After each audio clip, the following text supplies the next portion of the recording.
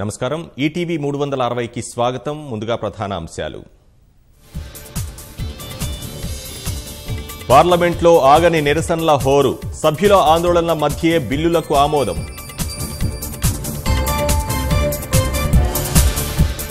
సభ విలువలు కాపాడేలా వ్యవహరించండి, రాజ్యసభలో వెంకయ్యనాయుడు మందలింపు.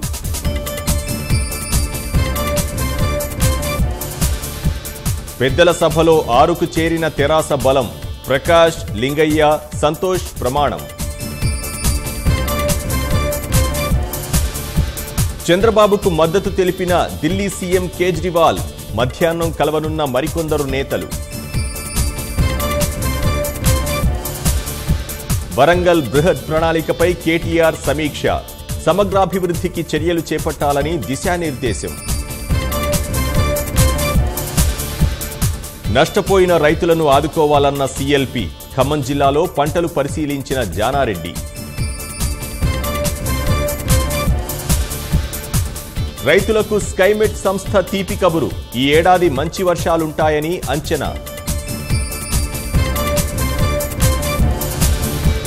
జార్ఖండ్ ఎదురుకాల్పుల్లో 5గురు నక్సల్స్ హతం, ఆయుధాలు స్వాధీనం, కొనసాగుతున్న గాలింపు.